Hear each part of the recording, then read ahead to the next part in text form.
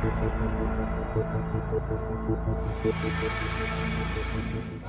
what do you do with Hitman 2? What's your job on it? I'm a community developer. Yeah. So what I do is actually I take care of all the voice coming out to all the fans, and I tell them just to all the people what they wish for the game to have, and I give that to the developers. So and then I do a lot of testing. So, with the first one being episodic and this one now actually just all coming out at once, what's the big deciding factor in that? Well, it's actually there's many factors in that, but one of the main factors is also that you really want people to play the game at their own pace. So and more varied live content. So instead of being focused on one level and only delivering live content, one level we have a very a lot of different locations now to start delivering new more varied content, and also give the players if they want to speed run through it or they want to take features and listen first. So we give the option to you to play it as you want. We give you the freedom of approach in every level, so we also want to give you the freedom of approach to the game. We give you that. We used to do that. When you start to load out, you can do. I don't want any weapons on me. Okay. You can do whatever you want. We want to give you this full freedom of approach, so you can do whatever you want with the targets, and how you want to do it. It's all up to you. That's awesome. There's also been talk that the story is going to cover some about Agent 47 in the past. So is this going to relate into the older games, or make fans look at the older games in a different way to write the story overall? Our lead writers are really good at writing. The story is amazing. So I don't want to talk about the story because there's a lot of cool things happening. And also within the world of assassination, when we take Hitman 1, season 1, actually we play within Hitman 2, so we have all the new elements from Hitman 2 in season 1 as well. Oh, really? Yeah. If you purchase season 1, that's free. So so you can actually get all this information and purchase season 1. Oh, that's good. So there's a lot of elements also in the story that will trigger this, and there's so many cool vibes, and I really, the story is really cool, and you get more bit of background about 47, which is really cool. Okay, that's good. What's your favorite costume in the game? In Hitman 2, I think my favorite at the moment is a guy. I cannot tell you who he is. You have to find him yourself. There's a guy by the pier. He's amazing. His suit is just on. He's so hilarious. Oh yeah. The flamingo is like a fan favorite. Oh yeah, I saw the flamingo. It's so fluffy. I want to die. I want to hug it. I really want to walk around that. He really. I am the flamingo. And you pan around and see this Agent 47's face, just like staring at his soul. It's such a funny contrast. Yeah, this is right. It's really funny. This dark story. Yeah. And I think that's also I really love at Iron Attack. It's all about a fine balance, right? Yeah. So it's when you have this dark twisted humor and this dark twisted reality. So you have to mix it. So it should not be too goofy, but it should not be too serious. So it's a very fine balance when you try to walk with one dialogue, but you're killing people, right? Yeah. It's pretty dark. So drowning a guy in the toilet is like, it's not funny. But guys saying something funny in the background, like, okay, that's cool. Yeah, I noticed it was a really good contrast because the game is beautiful. There's no ifs, ands, or buts about that. But it's so full of color with such a dark story. It stops the player from just feeling so drab about it, but really immersing themselves in this world where they can just have fun and explore. Yeah. It's a really great contrast, I find. Yeah, thanks. And we actually do that in you will see that, especially in Hitman 2, we have a huge contrast for each level. Okay. So Miami is full of sun and color. We have a jungle level coming up, it's all about that. It's gonna be dark and scary and muddy, so I think that'll be a huge contrast. Going from Miami to another level, you'll see the big contrast in each level. Okay. Approximately how long do you think the story is? Like how many hours? I mean, it's hard to say. Because it really depends on how fast you play the game. Okay. I can't put a number on it, to be honest. I would love to, but I don't think I can. Alright. Because my number might just be a random number. I mean, it wasn't have to be like, it's not right. It's twice as long. I would be like, that's too long. I don't know. So the key is don't speed run, you'll wreck the game. Yeah. Enjoy it. Yes. With Hitman Absolution, there was user-created levels, basically, where people could set up their own challenges. Is something like that going to be coming back? We have contracts thrown again, like where you create your own contracts. Okay. So you can go in and find people you want to do, and let's say let's do this in this particular disguise or do this particular weapon. Okay. That will be back as well. What is your favorite change coming from Hitman Season 1 to Hitman Season 2? From Hitman Season 1 to Hitman 2, I think I love the mirrors. Okay. There's actually working mirrors. That's awesome. So if you go and there's a guy washing his hands or standing in the mirror and you walk behind him, you'll be like, what's happening? You turn around. Yeah. I think that really, and also if you kill a guy and the mirror and another guy can see it, there's actually working mirrors, and I think it's really, that just adds so much to this fantasy that you can actually not just sneak up on everyone and then they'll see you and react like, right? Because there's like this guy coming up sneaking behind you, you would react. Yeah. Or jumping out of a car like, ta-da! What is this going on? Right? Yeah. So I think that is one of my really, because that's also gonna be in Season 1. Okay. So we're gonna drag, because this is what we call the world of assassination. We want to ever expand the world of assassination. So if you purchase it, as I said before, Hitman Season 1, you will be able to play that in Hitman 2 with all the new things like foliage. We have working mirrors, we have security cameras and whatnot, and better graphics. So this will be transparent. And I think that also triggers a little because it forces you to play the older levels a little bit because now cameras will bust you if you're trespassing. That's also a good feature. Or the mirror thing. I really love the mirrors. I mean, when I first realized and saw it, I was like, yes, it makes sense, right? Well, most games, they don't even show just you in the flat. mirror. Yeah. They break it. I hate when you don't. It's so boring. Like, it's a mirror, man. Come on. But now we actually have working mirrors we can see from both sides. I really love that. So this adds to this ancient story. I think it's fantastic. I really think that. So Hitman Blood Money is usually like fans' favorite. Majority of people really like that game.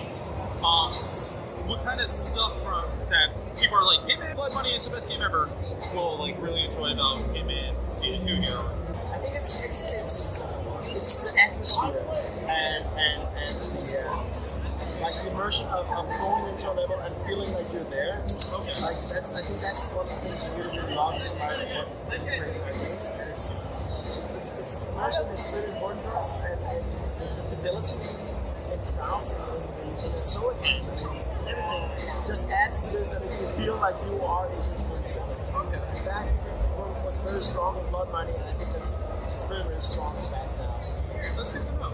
Gaming and creating games is a long, hard, arduous process. So what do you do to keep from getting burnt out? It's video games. I love it.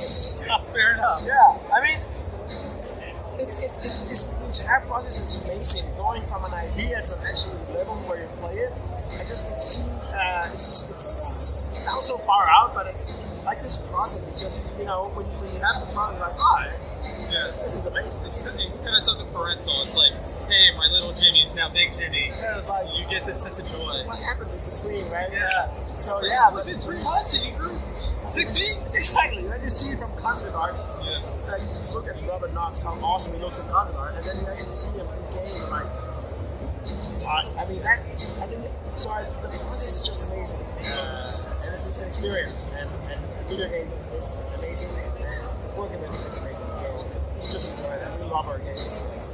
What was everyone's least favorite glitch? But I just fall through the level. But I mean, we see them as love childs, so we have to take special care of them. And we do, right? Yeah. But let's see what people play here. It's amazing to see things. I see things like, oh no, and you don't see it. Yeah. Because you break your first eyes, and I've been staring at this level for months now. Yeah. But it's just amazing. I mean, lots can be many things. It can also be a thing that we don't really think that this was supposed to be like that, but it actually works out better. Yeah. So, what is it about? Any funny death story you can tell us? Yeah, we have many funny stories. I have one suspicion in particular where we stood in security in the airport. Yeah. And we talk a lot about killing people. That's what we do. And we had like, we can do this, we should do this. And we were standing, 3 guys, and talking in the airport at the security and talking about how to kill a certain target. And we all had like very graphic ways to talk. So we was like the one talking about drowning in the bathroom. That was fun, like in the toilet. And the other one's, no, we should do an accident, explosion and stuff like that. And we're not realizing we actually were in security, and we also have to get in, around security in the airport. So yeah. It can be big. So the security guy just looked at us like, what are you talking about? And we were like, video games. And then we all pulled out the security checks.